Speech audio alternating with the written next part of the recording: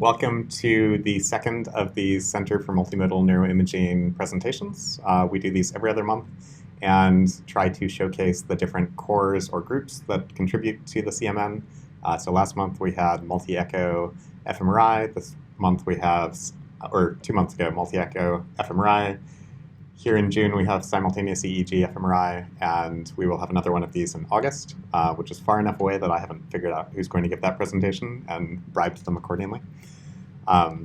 But with that, we'll just sort of launch into it. I'm Peter Molfees. I'm a member of the section on functional imaging methods with Peter Bandettini.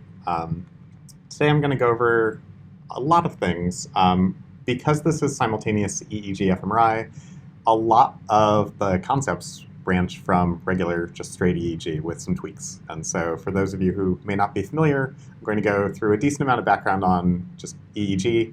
Then I'm going to talk about simultaneous EEG-fMRI, pros and cons, particularly the artifacts and how we address them and get rid of them. And then I'll talk about how to do simultaneous EEG-fMRI here at NIH if you're interested in using the system that we've purchased with the fMRI facility. And we also offer training for how to get up and running with that system. It currently runs on all of the 3T systems in the fMRI facility.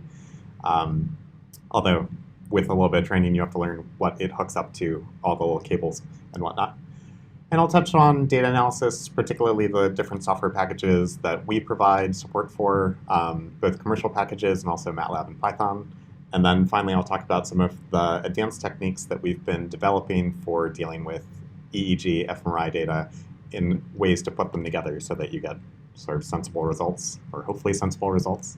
I can always look at them and say, yeah, that makes perfect sense, but I may be an outlier. So for those who aren't familiar, EEG dates back to probably before 1924, but some of the earliest reports were Hans Berger in 1924 doing sort of this interesting setup where he was doing single channel recording with the patient or participant, or himself in this case, with his foot in the bucket to act as ground and doing electrical recording. Since then, we've learned that it's actually a bad thing to ground your participant, particularly with their foot in the bucket as they're hooked up to electronics. Anyone who's tried reading an electronic reader in a bathtub thinking I'm having a terrible idea, similar concept. But throughout the years, EEG has sort of morphed from this giant device to do single channel recording to rooms that were set up to do, say, 16 channel recordings, to carts. This is one of the grass amplifier carts for doing, I think that's a 16-channel amplifier. And now we have one that fits essentially into a backpack, although conveniently rolls around in a cart because it weighs about 40 pounds. Most of you may already be familiar with this idea that there are spatial temporal trade-offs depending on which type of neuroimaging technique you use. And so if we look down here along the x-axis, you can see that we have our temporal scale starting from, say, days, all the way down to milliseconds, and then we have our spatial scale going from maybe whole brain, hey, the entire brain is involved somehow. I think that's usually where politicians are operating. And then all the way down to, say, dendritic single-cell recordings, things like that. And as you can see, fMRI sort of occupies this nice little slice here that has fairly decent goes down to sort of the column level, or even at 70 now, goes down to the layer level. We'll at some point update this figure. But it doesn't have terribly good temporal signal or temporal resolution. And then you compare that to MEG and EEG, ERP, and you can see that EEG, MEG have great temporal resolution, but much less spatial resolution, although there have been arguments that EEG is catching up, particularly in spatial resolution. Same with MEG. So for anyone who's not familiar, here's sort of how the entire system works. In your brain, you have a series of pyramid neurons that tend to fire together whenever they're presented with tasks or information that they are selectively responding to. They tend to fire in groups because group mentality works everywhere. And these dipoles in the brain get represented on the surface of the scalp like this as both positive in red and negative fluctuations. Importantly, the entire voltage over the entire head usually sums to 0 or around 0. We pick up on these voltages using sensor nets or electrodes on the skin, usually, but you can also obviously use intracranial electrodes. And then we amplify the signals from these electrodes and record them on our computers. And so these are really very small values. They go down to microvolts. EEG itself has been shown to be very helpful for picking out brain states. So you can hook someone up with, say, 2 or 3 electrodes and get immediate measures of whether they're excited, relaxed, drowsy, asleep, or deep sleep. I'm fortunate that none of you have reached any of these later stages yet. Much appreciated at 10 a.m. on a Monday. We can take the ongoing EEG and we can present stimuli, so that's what these little S's are, and we can take these epochs, so the time immediately before and after the stimulus, and we can average them together, and that gives us what we call the evoked potential, or the event-related potential. And it is separated into a series of positive and negative peaks and valleys. For historical reasons that I could rant on for more than an hour, many people in the past, and still today, plot EEG or ERPs with negative up. I would like to encourage you, if you aren't already doing EEG research, that let's just stay with positive up. But the event-related potential, as I said, is a portion of the ongoing EEG. It's time-locked to stimulus onset. It gives us very strong temporal information, and it's comparable across the lifespan. And we denote all of these peaks and valleys with P for positive or N for negative, and either the sort of numeral that it appears, so P1 would be the first positive peak, N1 would be the first negative peak, or the time coefficient that goes along with it. So the P300 would be a positive peak that happens around 300 milliseconds. Generally, as of about 2000, which feels like just yesterday, but I'm told is 19 years ago, people have really pushed moving towards using the millisecond representation instead of using just the numerical presentation, because it provides more information and is easier for doing meta-analysis and scrapes of data across those.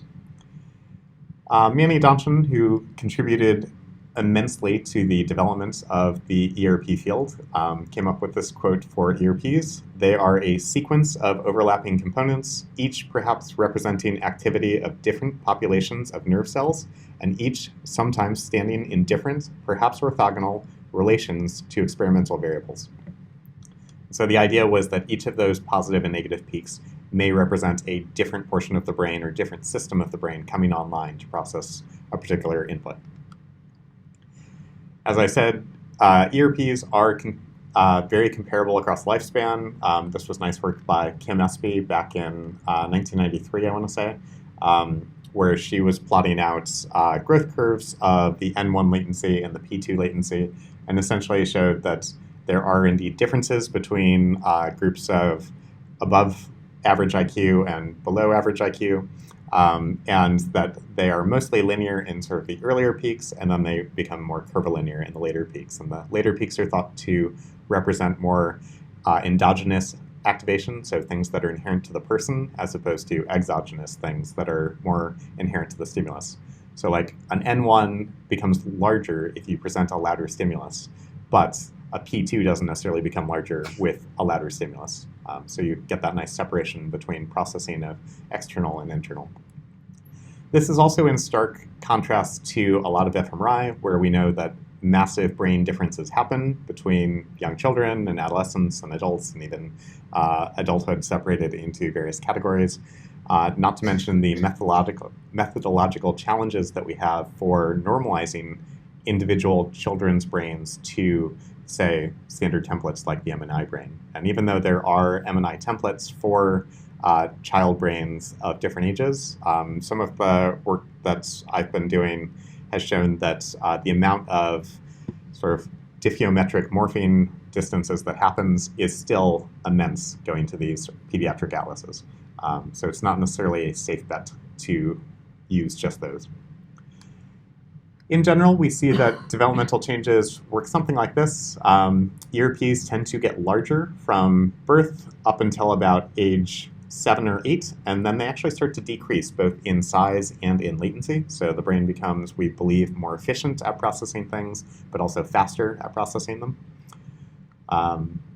because everyone likes this movie, here's a demonstration of us doing a newborn testing. So this infant is about 24 hours old. We obviously have permission from the parents, grudging permission from the nursing staff, but we go into the nurseries and pick out our participants. The very first thing we do is we measure the circumference of the head in order to pick out which size net we're going to end up using.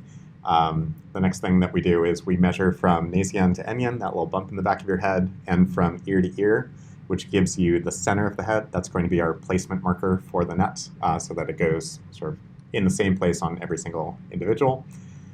The net has been soaking in a potassium chloride saltwater solution with a little bit of baby shampoo. We come at them from behind so they don't see it coming. Mostly they're pretty much asleep.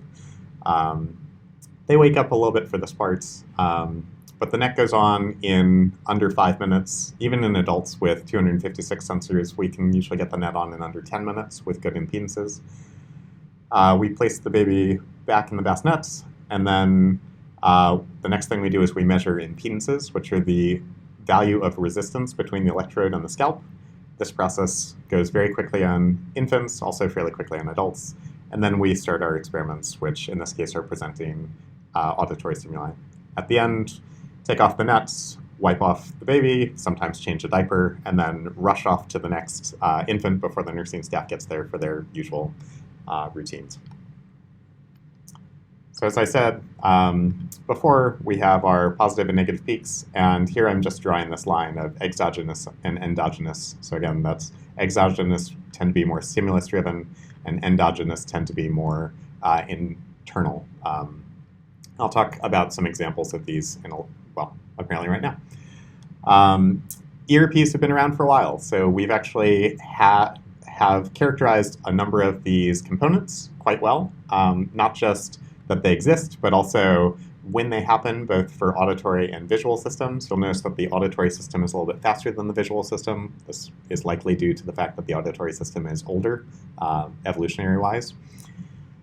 We can also tell you what the max scalp amplitude is, so where you're going to pick up on these, what the interpretation is, and as I click to source analysis, all these slides are going to be made public, so don't worry about scribbling these down.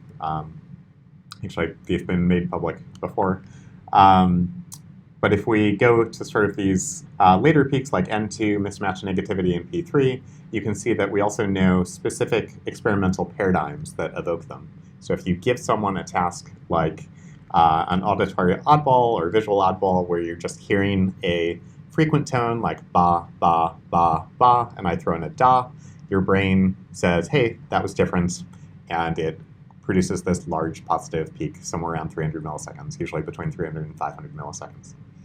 And again, even later peaks, like the N400, which are great for sentence processing and semantic violations, or the P600 for syntactic violations, you can see that these peaks have been identified, if you go through the literature, later and later in research, but are oftentimes dealing with much more sophisticated differentiation. So it's not just, are you differentiating between just noticeable differences or between sound differences or even like math problems, but sort of these higher level, oftentimes learned processes like sentence processing. And as you can see, they go on and on. We do have components specifically for, say, picking up on errors. So the error-related negativity is when you're doing a task that emphasizes both speed and accuracy. And if you make a mistake, even if you're not so sure that you made a mistake, we see an error-related negativity on those trials. The feedback-related negativity is when you're given a feedback saying correct or incorrect, and your brain responds pretty strongly to that. People don't like being told that they're wrong. In fact, if you look at neutral response versus positive, those are pretty similar, but negative response, as in don't do that, is very, very strong, which makes sense because we all learn through some type of reinforcement learning.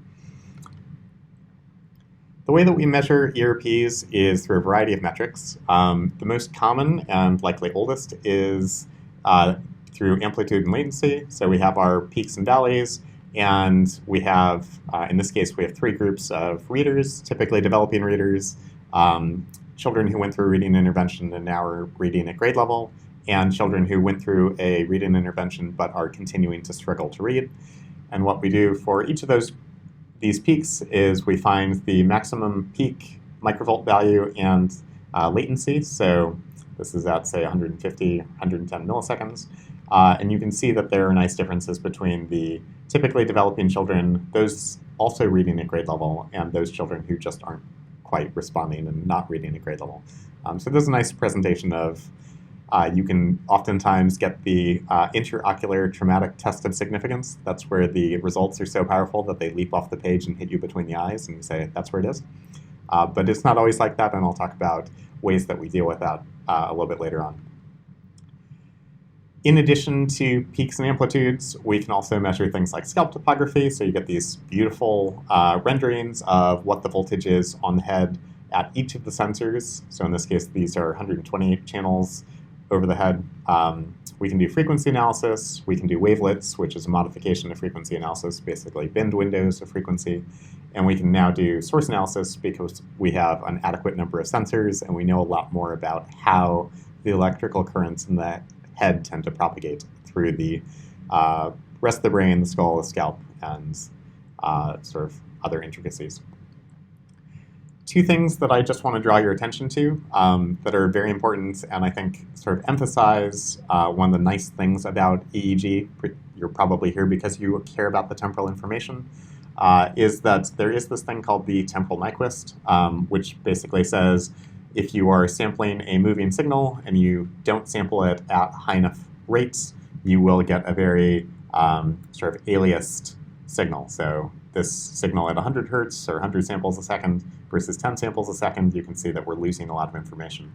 And if we do frequency analysis, like a fast Fourier transform FFT, you can see that 150 and even 20 look, or 150 look pretty similar, but as soon as we drop down to 20 hertz, you can see that these frequency bins sort of shift slower and slower, and then once we get to 10 hertz, again, the frequency distribution of these signals is really getting distorted and lost. Our system will go up to 1,000 hertz fairly easily, but those people who want to record brainstem potentials, we have the capabilities of going up to 8,000 samples a second. It's really fun to turn it on and watch your hard drive space go from full to very, very small very quickly, but incredibly useful. The other thing that we have in EEG that is also very important is this thing called the spatial Nyquist, or spatial sampling. And you can see that if we look at a particular signal like this, and then we have an X number of electrodes, so 129 electrodes, we can take the signal and reconstruct it in a somewhat good manner. But if we do, say, 64, then we start to get much more bleeding, and then 32, we're not really recreating this at all, and then once we get down to 19 channels, it's very difficult to recreate the signal whatsoever. There is an important link between the amplitude and latency and the topography, and so in this sample we had infants who were either bottle-fed formula or breastfed natural milk, and what we see is fairly marked differences between the two groups, and if we take this out to study them on multiple time points, what we ended up seeing was that the formula-fed infants were showing somewhat of a delay in cognitive processing, so their ERPs at, I think it was 18 months, looked much closer to what the other group looked like at about 9 months or even 6 months. But what I want to highlight here is that for every amplitude here, you have a scalp topography. So this is the scalp topography at 40 milliseconds, 80 milliseconds, 120 milliseconds, so on and so forth. And you can see that you can contrast these bottle-fed groups and these breastfed groups just using the scalp topography. But about that interocular test of significance, it gets a lot harder to do once you're looking at all of these spatial temporal patterns. To further illustrate this point, this is an ERP of the sound ba to a newborn infant. So let me just orient you. So the front of the head's up here, the back of the head's down here, left and right. And this is a 1 second response, but I've slowed it down to about 10 seconds. So what we see is immediately after the stimulus is presented, we get this nice positivity forming sort of in the middle front line area. And it kind of comes and goes and then disappears. And then we get a separate activation back here, positive set of components back in the posterior or parietal areas, and then that's it. So we had two sort of peak activations that happened.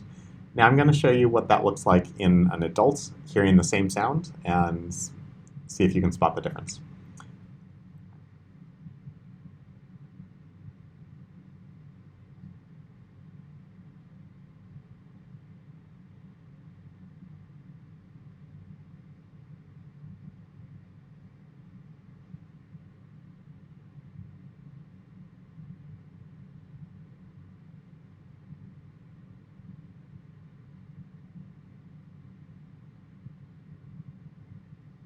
So those were the exact same time scale, and a lot more was happening with the adult. And likely, if you were watching that, you started to think about your grocery list and various other things, and pretty sure that most of the adult participants, when you're asking them to do stimulus discrimination, very quickly say, I know what that is. Their brain processes it very efficiently because we're good at this, and then moves on to whatever other tasks it might have. For frequency analysis, we know that we can decompose the ongoing EEG into a series of different wavebands. And these sort of increase, and they're given names: delta, theta, alpha, sensory motor rhythm for movements, beta, and gamma. And so for any given EEG waveform, you can decompose it into this, and you could look at, say, theta band activity, which is oftentimes attributed to conflict or control mechanisms, or even feedback-related reinforcement learning, and you could then contrast your groups on a particular frequency band instead of looking at all of the frequencies in the EEG. Of note, many of these frequency bands are thought to be represented by particular parts of the brain, and so in addition to this, we can do source analysis on those frequency bands and try to come up with a story that says, say, anterior cingulate, which we know is involved in cognitive control domain, shows a lot of theta activity and tends to discriminate between individuals who are, say, good at reinforcement learning activities versus those who are not so good at it. So we see a lot of decreased theta in children with, say, ADHD trying to do a task because their brains recognize things very quickly, but maybe not as deeply. And if you look at their behavioral results, we see basically the same thing. And then there's source analysis, which has, quite frankly, gotten kind of a bad rap over the years, in part because EEG tried to do this fairly early on because fMRI started in the 90s and everyone was presenting beautiful brain pictures, human brains and CMN brains, and EEG really wanted to sort of get in on this because they're sort of hypnotic. But over the years, because we have gotten much better at doing what we call the inverse solution that I'll talk about in a second, our accuracy on source analysis has gotten better. And particularly if you're interested in doing simultaneous EEG-fMRI, you can take these results, both in the volume and on the surface, and overlay them with your fMRI results, and then you can do sort of ANDed maps together, conjunction maps, and say, here's where they overlap, here's where they don't overlap. But there's, of course, caveats to that. So to introduce a couple of source analysis terminologies, I finally fixed this slide so they don't say the same thing. The forward problem is that given the sources in the brain and a propagation model, what does the scalp topography look like? That one's pretty easy. So if we just put sensors into a head, or if we have implanted electrodes, or if we have, say, human skulls laying around, we can put a gelatin that simulates the brain, or a phantom, things like that, and we can look at what the scalp topography looks like. The hard part is this inverse problem, which is given a scalp topography and a propagation model, what are the generators? And many people will say that there are no true solutions to this, they're just approximations. So there are an infinite number of ways that, given a particular scalp topography, you could get sources. I like to attribute this to trying to control a thunderstorm in real time, but given a set of constraints, we have found that a number of source analysis methods replicate fMRI results fairly accurately. So at the most basic level, head models, which actually stemmed a lot from early work in MEG, were based on a multi-spherical shell model, or in this case, a three-Stokes sun model, where we had different layers of conductivity for the brain, CSF, skull, and scalp, and we attributed different coefficients for each of those, and that's what we used as our propagation model to determine how different voltages would go from the brain to the scalp. Now, because we have very nice high-resolution scans of the human brain, and we know a lot more about how electrical currents travel through gray matter, white matter, and CSF, we can actually make individualized head models based on your particular T1 image and a segmentation of that. And we can attribute different coefficients to every different quadrant or sub-layer within that particular part of the brain. There are currently 4 major categories of source analysis in EEG and ERPs, and also in MEG. So there's that spherical model that I showed you before, which is great because it has very fast calculations, but of course it ignores our head shape and the complexity of geometry in the brain. There's BEM, which stands for Boundary Element Model. This is really good if you are doing surface-based analysis in EEG. If you're only concerned about where the sources are on the surface, BEM is great. Finite element models are essentially very similar to boundary element models, but they are good for doing volume registration or volume source analysis, and they're very easy to calculate by comparison to our last one, which is finite difference models. And these are also good in the volumes. And importantly, you can take these volumes and turn them into surfaces. But what makes the FDM different from the FEM is that you have a different solution at every single time point. So obviously, adding those up together, you have a very much more complex calculation to do.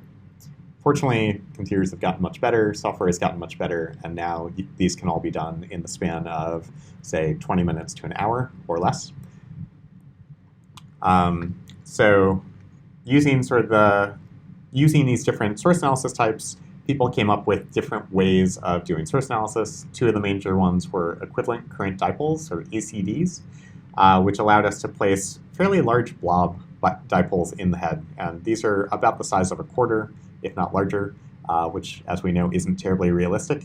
But they did actually, for particularly like early auditory experiments, like bilateral hearing experiments, replicate fMRI results. The one that's gathered much more interest and tends to be more like fMRI, both in looks and also in results, is these distributed linear inverses, which were popularized by this method and related software called Loretta.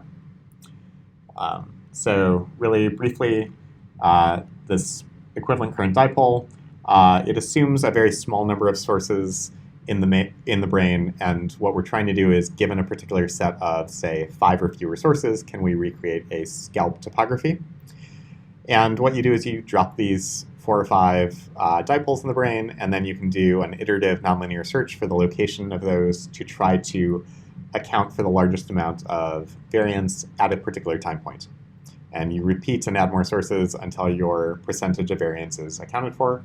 The downsides to this method are that it's got a really high user involvement, which means that there is generally not a lot of inter-researcher correlation or reliability. So if I fit the dipoles and you fit the dipoles, we're probably going to come up with something fairly different because there are so many options of tweaking these results.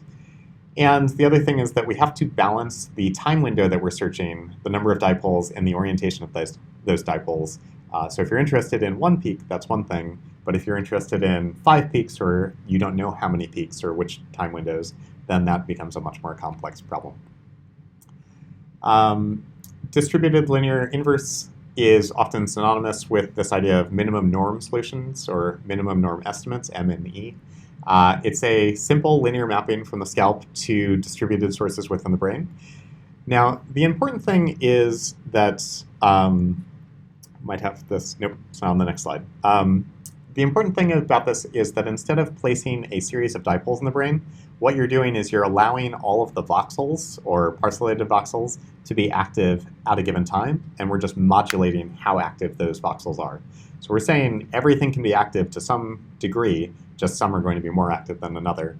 And this mathematically turns out to be a fairly simple process, but we also know that fundamentally this isn't how the brain works. We know that the brain isn't just all of the neurons in your brain are firing simultaneously, some just more rapidly than others.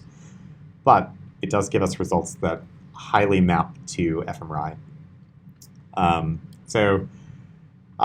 Even with these minimum norm solutions, there is no true or unique solution, so we have to apply constraints. So as I said, minimum norm is going to give us the smallest overall intensity of activation across the entire brain, and it's going to call that the best solution. We can also do weighted minimum norms, where we can say, okay, superficial sources, either like towards the scalp or deep sources, we're going to sort of get rid of those or regulate them out. And then we can also do regularization, where we try to reduce the effects of random noise, either by downsampling or by subsampling of sensors and back again.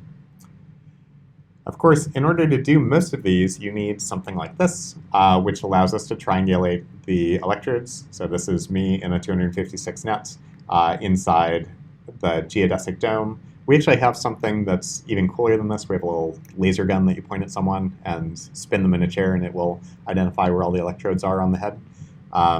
They take about 10 to 15 minutes each. But importantly, this gives you where all the sensors are on my particular head, and then a model of those sensors. And then I'm able to use that for my source analysis. Ooh, that was a mouthful. Okay, now probably the reason that you're here. Simultaneous EEG-fMRI is really just an extension of doing regular EEG-ERP experiments, with the caveats that we're trying to do this inside the scanner, which is a much noisier environment. So let me say straight off, because a lot of people always ask this question, there is quite a bit of information that can be gathered from doing separate EEG ERP experiments from the fMRI. Like, you can get a huge amount of information by doing this. The advantage to doing simultaneous is that you are in the same environment as you're doing both tasks. So old school EEG ERP experiments were done in a comfy chair, oftentimes a lazy boy recliner. I'm pretty sure that's how they got their start. And you're in this nice quiet room, everything's serene, you have a big screen in front of you, or you have nice sound around you. And you contrast that to being in a 60 centimeter bore, where you're a little bit crunched up and you're almost always cold or warm or uncomfortable in some way. So simultaneous is going to put you in the same environment in both cases, so hopefully that's going to mean that your brain is doing similar things. But also, we're getting the same trials. And so because you have one-to-one relationships between the trials, you can start to say, look at individual trial modulation of the ERP with the bulb. So are they learning over time? Is there more variation in the individual trial responses over time? So do people habituate? Do people engage or disengage, depending on clinical symptoms? And we can also look at, say, coherence, which is our EEG sort of version of doing resting state connectivity. You can do these at the same time. So you can start making models of sensor space to source space, both EEG-wise and fMRI-wise. Now, of course, because you're inside the MR environment, we get a number of very powerful artifacts. The first is this gradient artifact, which is caused by the switching of the gradients. This is what allows us to get any kind of signal inside the MR. And the second one is this thing called the ballistocardiogram, or BCG. And the BCG is caused by movement of the electrodes within the magnetic field. And this is one where you can't yell at your subject and say, stop moving.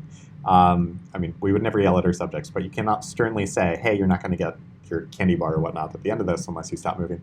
Because the BCG is actually caused by the heartbeat. And so you have parts of your face and neck that are particularly, as we like to call, fleshy. So they move a little bit more when your heart beats. And that little bit of movement of the electrode inside the magnetic field causes induction, much like charging your Sonicare toothbrush.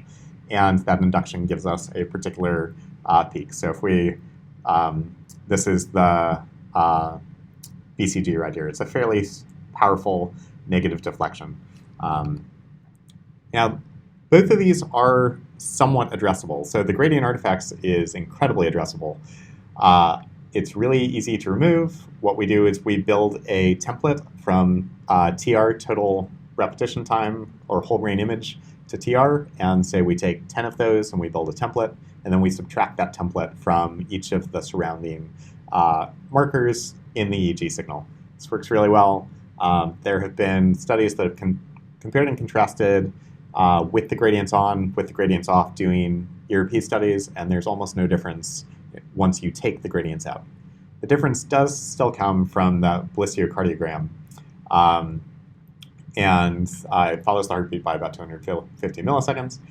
There are a number of ways of taking out the BCG.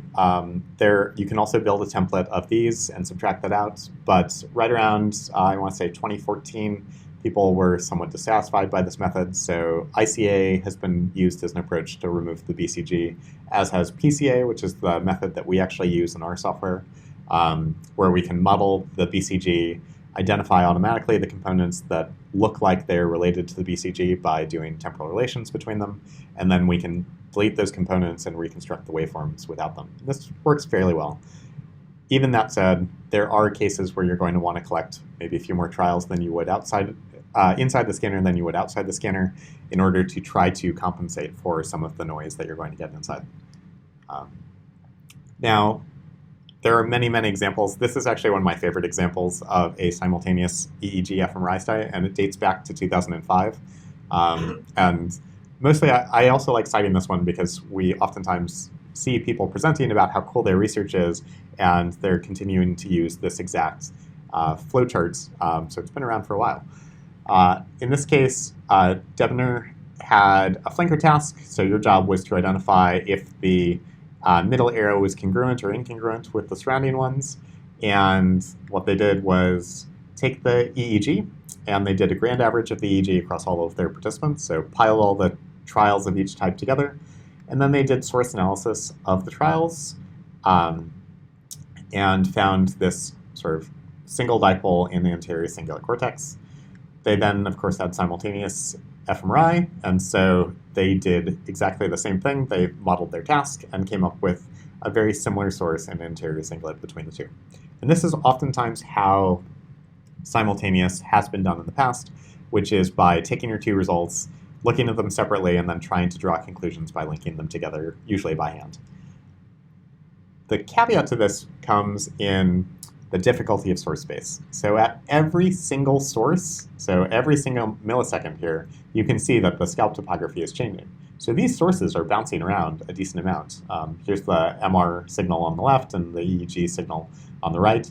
And in this case, I knew that I was looking for a parahippocampal P300 for this task. And so I zoomed in on this and modeled it around a little bit left and right. This is actually single subject data, and found that you can get pretty similar results between the fMRI and the EEG on the same person with simultaneous. But how do you pick that time point? And that really becomes the difficult question. So you can sort of average temporal windows to try to come up with a source analysis over a particular peak. That's probably the best way of doing it. That's what Debner did in the last slide. Or you can get more creative, and I'll talk about ways of doing that. As another example, if you do know, say, you're presenting faces and characters to a participant, a classic N170 experiment, you can do a series of things. You can look at their faces and character source analysis. So here we see more activation in the right fusiform for faces and more activation in the fusiform, left fusiform for characters, which fits nicely with the fMRI literature. The other cool thing that you can do is you can go from source space back to sensor space. So you can create almost virtual sensors, and you can say, give me the source waveforms representing this particular area of the brain. And so you can sort of transmit everything to source space, find what you're looking for, and then come back to sensor space and try to match it up that way. If you're interested in doing EEG fMRI at NIH, we have a couple of systems. The system that I'm currently training people to use is this EGI system. EGI was recently purchased by Philips Healthcare. It's a 256-channel system, and that may sound daunting, but again, these nets go on to adults in about 10 minutes or less. Can teach you, the net physically goes on in about 7 seconds, but then it takes about 10 minutes to get good impedances on all the channels. It goes inside a magnetic resistance box or a shielding box, and then this entire thing ends up going into the MR room, but importantly not into the bore. And then from there, it's pretty much standard business as you go for an MR experiment. So you put the participant wearing the net inside the scanner, There are some pulse sequences that we're cautioning people not to use, so anything with a turbo spin echo or a fast spin echo, which could cause some heating of the electrodes. But we now have seen a number of publications in the field for people doing multiband imaging and multi-echo, multiband safely with simultaneous EEG, and we're continuing to run new tests on this all the time. We also are hopeful to put in an order for some MEG compatible nets so that you can do simultaneous MEG, EEG, which would then allow you to use EEG as the direct linkage between MEG and fMRI. So you could then say, okay, like we're seeing slightly different things. Let's look at the EEG in both. Okay, the EEG looks different. And then you could make, say, a linear or nonlinear transform between those two sets of data. This is the cool little laser gun that I was mentioning that allows you to triangulate all of the sensors on the head. So you have a participant sitting in a chair comfortably, and you wave this wand around them, and it gently beeps in a somewhat soothing way every time you get one right. And every time that you're too far away, it beeps kind of annoyingly. So it's very good at reinforcement learning. This takes a couple of sessions to get used to.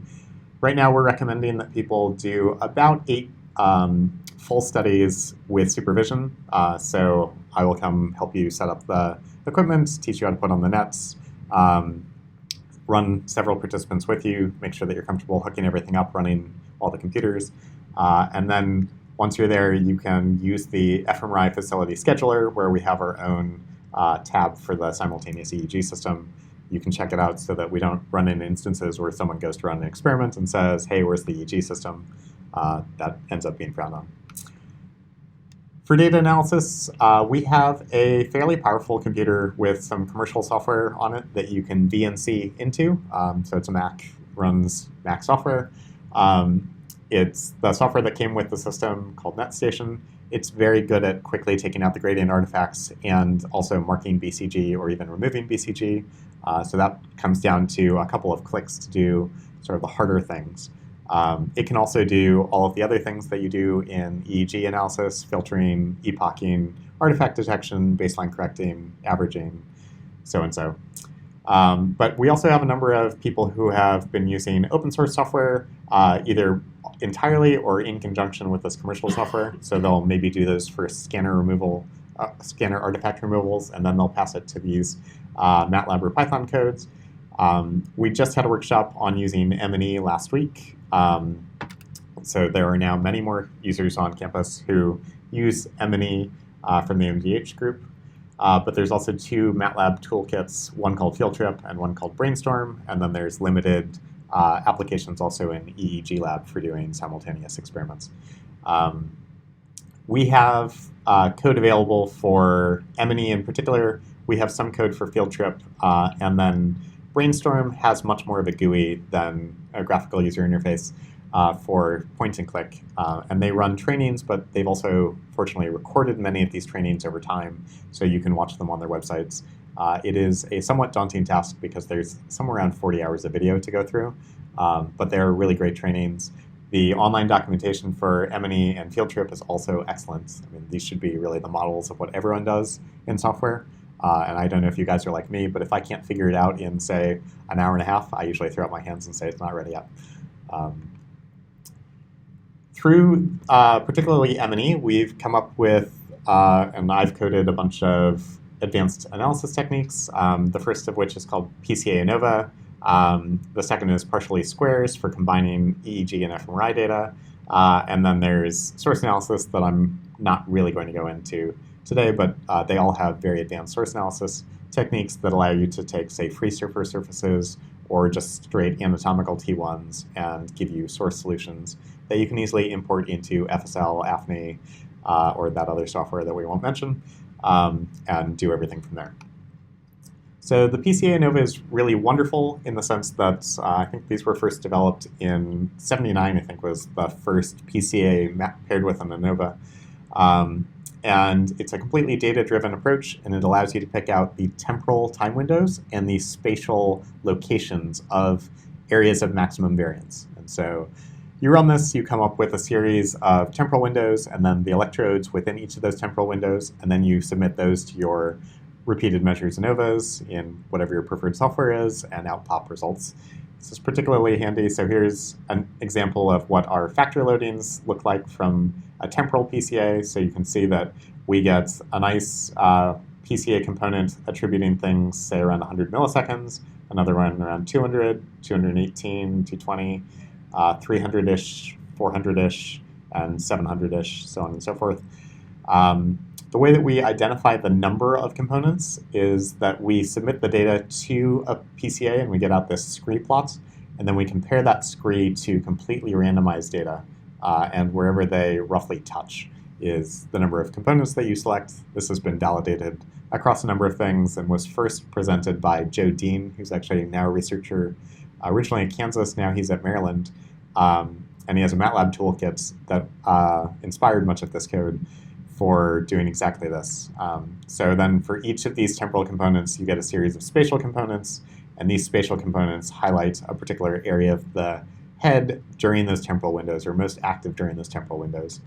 And so it might look like something like this, where this is my fourth temporal component and first spatial component, and you can see that I get sort of this nice green bar highlighting where I have group differences between three groups. This is a group that came in twice. On the first week, we did baseline sleep, and on the second week, they either continued to do their regular sleeping routine, or we reduced their number of hours of sleep by 1 hour per night, verified by an actograph, or 3 hours a night. And we have behavioral metrics and ERP metrics on these. But it really is that easy. You submit it to the temporal spatial PCA, run it through an ANOVA, and out pops these. Here are where your significant results are. And then there are a series of multiple correction techniques that we can use from there. And the last one is partially squares, which is fantastic.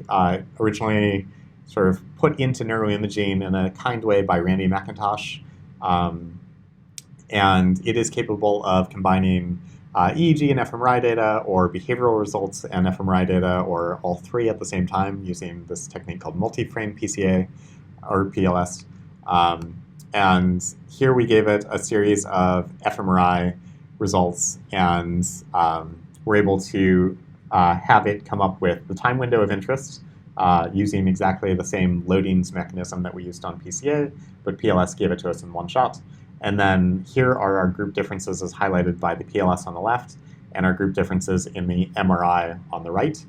And I'm just going to toggle this. So watch this right side. Everywhere where you see green is going to turn red, and those are the overlap between the PLS and the MRI. And it's really subtle, but it looks like this.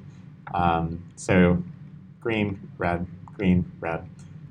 So you can see that there are no cases where something was active in the MRI that isn't active in the PLS, but the PLS is also giving us additional regions of interest or additional size to our blobs that wasn't there in just the MR results by themselves. I was asked at a conference how problematic this is. I actually think this is a really good thing, because we know that fMRI is limited on a number of things, particularly that blood flow is, and bold is sort of a watering a houseplant with a fire hose, so it's not terribly specific and oftentimes misses some of the subtleties. And so PLS is able to grab onto the nuances of both the EEG results and the fMRI results on the same trials and put them together in these sorts of ways. And with that, if you have any questions, let me know.